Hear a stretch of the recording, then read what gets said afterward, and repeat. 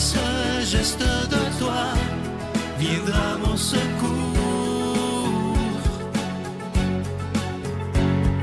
Viens semer dans mon âme le grain de l'amour. Je traverse un désert et je meurs de soif. Montre-moi le mystère qui garde la foi.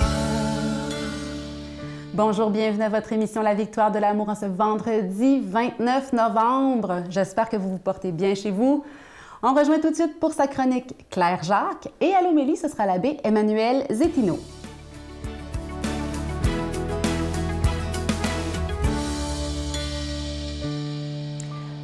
Bonjour mes chers desserts, en ce jour de la fin novembre. Hein? On arrive à la fin novembre, puis on est déjà dans les temps des fêtes déjà. Mais c'est vrai que dans la vraie vie, on est dans le temps des fêtes depuis un petit bout de temps parce que moi, j'ai remarqué que le lendemain de l'Halloween, les décorations de Noël étaient sorties. Que la victoire de l'amour ne recula devant aucune dépense, s'est dit, nous autres aussi, on va prendre un peu d'avance. Mais fin novembre, je trouve ça très acceptable. Surtout qu'il commence à faire de plus en plus froid. On a hâte aux fêtes, hein, Vincent? Alors aujourd'hui, j'ai envie de vous parler de retrouvailles que j'ai faites durant l'année 2024 et un peu durant l'année 2023 aussi, qui m'ont profondément touchée. Vous savez, des fois, on perd de vue des gens pour toutes sortes de raisons. Je me rappelle qu'avant qu'Internet arrive, quand on perdait quelqu'un de vue, on les perdait de vue. T'sais. On ne s'écrivait pas nécessairement là, tout le temps. Dans ce temps-là, on écrivait des lettres. Vous autres, vous vous en rappelez, c'est quoi écrire des lettres? Les jeunes ne savent pas c'est quoi. Mais prendre le temps d'écrire une lettre, la poster, trouver la bonne adresse, mettre le timbre, attendre 2-3 jours avant que la personne la reçoive. Ça, c'est si elle ne reste pas trop loin.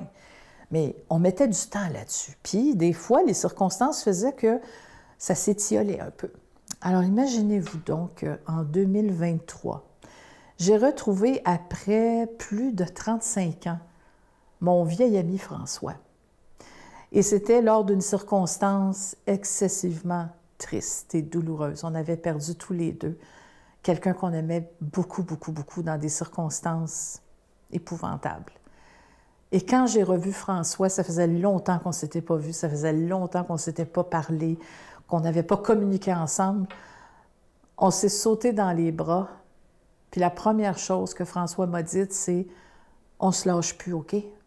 On se lâche plus. » Et cette phrase-là, ça m'émeut encore de vous en parler, ça m'a réjoui. Je souhaitais la même chose. Je voulais ça aussi. Et depuis, évidemment, on s'est reparlé un peu plus. Et maintenant, on a recommencé à travailler ensemble depuis 2024. Pour mon plus grand bonheur, j'adore travailler avec ce gars-là. Il est extraordinaire. Autre retrouvaille que j'ai faite aussi en 2024, c'était, dans le fond, pour le 5e anniversaire du décès du père Gérard Marié. Vous connaissez peut-être ce merveilleux homme qui a écrit des livres extraordinaires et qui a fait des conférences et qui a fondé la communauté du désert où moi j'ai résidé pendant un certain temps dans ma prime jeunesse, parce que oui, j'ai déjà été jeune. Alors, dans le but de retrouver le plus de gens possible, ils ont fait un appel à tous pour le 5e anniversaire de son décès. Et là, j'ai retrouvé des gens que je n'avais pas vus depuis 43 ans. 43 ans. Ça, là, je peux-tu vous dire que c'est un risque à prendre? Parce que tu dis, attends un peu, là, c'est comme une amicale dans une école où tu dis, on va-tu se reconnaître? Et on va-tu être content de se revoir? On va-tu être confortable là-dedans? Est-ce qu'on va se retrouver comme dans le temps où les choses ont tellement changé qu'on ne se retrouve plus? Bien, je peux vous dire que la magie a opéré. C'est pas la magie, c'est Dieu. Tu sais, je veux dire, on avait tous un lien commun, on voulait tous la même chose. Et de retrouver ces gens-là, je ne vous dis pas que c'était comme si on s'était vu la semaine passée, on s'est retrouvés, mais pour notre plus grand bonheur. Et j'ai l'impression que même Dieu, quand on le laisse tomber des fois un peu de côté, lui aussi nous retrouve toujours où on est. Notre Père qui es aux cieux, Que ton nom soit sanctifié, que ton règne vienne, que ta volonté soit faite sur la terre comme au ciel. Donne-nous aujourd'hui notre pain de ce jour. Pardonne-nous nos offenses, comme nous pardonnons aussi à ceux qui nous ont offensés. Et ne nous laisse pas entrer en tentation, mais délivre-nous du mal, car c'est à toi qu'appartiennent le règne, la puissance et la gloire pour les siècles des siècles. Amen. La Victoire de l'amour vous invite à célébrer 30 ans d'amour au Centre Vidéotron de Québec, le 24 mai 2025, de 13h à 17h. Avec Mélissa Bédard, Patrick Normand, Nathalie Laure, Guylaine Tanguay et la présence exceptionnelle de Michel Thor. Témoignages et conférences avec Sœur Angèle, Dominique Bertrand, David Bernard, Christine Michaud, Martin Larocque, Claire Jacques, Victor et l'équipe de la Victoire de l'amour. Billets en vente maintenant sur lavictoiredelamour.org. Je vous rappelle le cadeau et les cadeaux du mois pour le mois de novembre. Je les ai présentés au Téléthon la semaine dernière. Évidemment, il y a cette magnifique carte de Marie qui est en acier inoxydable. Vous la voyez à l'écran. C'est de toute beauté. Cette carte, elle est déjà bénie. Il y a évidemment cette carte de Jésus que vous avez tellement, tellement aimée. Le bracelet en pierre volcanique blanche, il est extraordinaire. On avait eu le noir l'année dernière. Là, c'est la pierre blanche cette année, ornée d'une petite croix qui est en acier inoxydable, donc ça ne ternira pas. Et pour le cadeau de décembre que je vous présente maintenant, il s'agit de ce très beau pendentif de la Croix de l'Espérance qui est en acier inoxydable, orné de beaux petits zircons, ça inclut la chaîne, et tous ces objets sont déjà bénis. Je veux prendre le temps de vous dire merci de tout cœur de ce que vous faites pour la Victoire de l'amour en cette période de Noël. Merci de votre offrande spéciale de Noël. Et vous savez, les suggestions que je vous donne, ça peut être une façon de faire de très, très beaux cadeaux, mais qui ont un sens et qui feront beaucoup de bien aux personnes qui le recevront. Merci de tout mon cœur de donner des mains à la Providence. Et voici comment vous les procurer. Par la poste à la Victoire de l'amour, casier postal 120, succursale Boucherville à Boucherville, le J4B 5E6, ou par téléphone, par carte de crédit, du lundi au jeudi, de 8h à 17h, au 514-523-4433, ou à notre numéro sans frais, le 1-888-811-9291. Également sur notre site Internet, le www.lavictoiredelamour.org.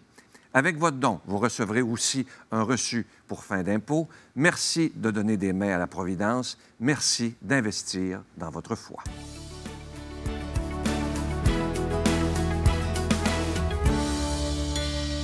Mon Dieu, donnez-moi la sérénité d'accepter les choses que je ne peux changer, le courage de changer les choses que je peux et la sagesse d'en connaître la différence.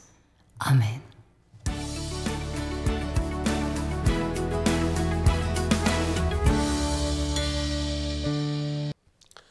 Que l'amour de Dieu soit avec vous. Dans l'Évangile d'aujourd'hui, le Seigneur vient donner un exemple très concret, tiré de la nature, tout simplement. Le Seigneur dit, « Voyez le figuier et tous les autres arbres. Dès qu'ils bourgeonnent, vous n'avez qu'à les regarder pour savoir que l'été est déjà très proche. » Et il fait cette analogie pour dire, pour le royaume de cieux, il en est pareil, il y a des signes.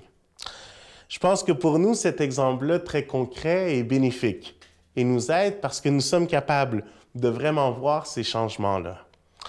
C'est sûr que présentement, avec l'automne et les journées un peu plus grises, c'est plus difficile à voir. Mais quand le printemps arrive, quand justement les journées commencent à s'allonger, quand on voit le vert qui s'installe à nouveau dans nos arbres, c'est là où nous aussi, on peut, comme dans l'Évangile, avoir cette espérance. Vient cette nouvelle étape, cette nouvelle saison. Encore un peu et nous serons dans la joie du printemps, dans la joie de l'été.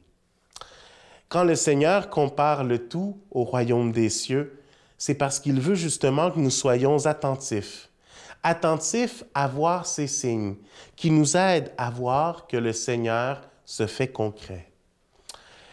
Et c'est pour ça qu'il est important pour nous d'être attentifs dans justement les bonnes actions que les personnes peuvent poser autour de nous. Un peu comme une alarme ou un peu comme une sonnerie qui nous dit « Hey, c'est important pour toi aussi de faire le bien. C'est important parce que toi aussi, tu peux être un signe pour quelqu'un de faire le bien. » Et je pense que c'est là où c'est un apprentissage continuel. Comment est-ce que notre cœur est attentif aux œuvres qui font le bien, mais comment également est-ce que les autres, et pour les autres, on peut être témoin de ce petit geste qui peut changer justement ce que l'autre va recevoir. Un des beaux souvenirs que j'ai de la cathédrale de Montréal quand je faisais mon ministère, c'était les visites que l'on faisait le dernier dimanche du mois aux différents itinérants. Et autour de la cathédrale, on allait les visiter. Certains, c'était à chaque mois un peu le même processus parce qu'ils continuaient d'être là. Donc, on allait les voir, les saluer, voir s'il y avait des nouvelles, leur donner des chaussettes, leur donner le nécessaire pour qu'ils puissent continuer le mois suivant. Surtout si c'était des mois un peu plus froids, bien on essayait d'amener des couvertures un peu plus chaudes et des choses comme ça pour les aider. Il y en avait d'autres que l'on rencontrait pour la première fois. Et c'est là où on établissait un pont pour pouvoir justement se baser dans un dialogue, les aider et les recevoir. Et puis il y en avait d'autres qui nous questionnaient. Pourquoi est-ce qu'on faisait cela? Et je pense que c'était une des plus belles réflexions qu'ils pouvaient nous faire, parce que ça nous aidait à voir le sens réel de notre geste. Non seulement comme quelque chose qui était booké dans l'agenda, de dire, et voilà, c'est le 4e dimanche du mois, on doit aller dehors, on doit distribuer, on doit... Non, ça serait la façon banale de le faire. Mais en nous questionnant, c'était de dire, pourquoi fais-tu ce geste? Pourquoi est-ce que dans ta vie, c'est important de donner à celui qui est dans le besoin? Pourquoi est-ce que tu t'arrêtes pour pouvoir me regarder et voir que, justement, j'ai des besoins spécifiques? Parce que c'est une des choses les plus difficiles pour eux, et c'est là-dedans qu'ils se confiaient. Ils nous disaient combien de gens peuvent passer devant eux sans s'arrêter, sans les regarder. Alors que nous prenions un instant pour nous arrêter, pour savoir quels étaient leurs besoins, pour les aider avec un peu de café, un peu de nourriture, puis un peu de linge. Et déjà là, pour eux, c'était un signe différent. Et c'est justement à ce que nous sommes invités. Quand le Seigneur nous dit, regardez les signes, ils sont là. Que nous puissions nous-mêmes être signes pour les autres, mais que nous soyons également attentifs aux signes que les autres devant nous peuvent nous donner. Parfois, on peut être timide de poser une bonne action. Parfois, on préfère se renfermer, mais le Seigneur nous donne toujours la possibilité de faire le bien. C'est à nous d'en profiter et de dire « Oui, je vais le faire ». Alors moi, je vous bénis au nom du Père et du Fils et du Saint-Esprit. Je vous salue Marie, pleine de grâce. Le Seigneur est avec vous. Vous êtes bénie entre toutes les femmes, et Jésus, le fruit de vos entrailles, est béni. Sainte Marie, Mère de Dieu, priez pour nous pécheurs, maintenant et à l'heure de notre mort. Amen.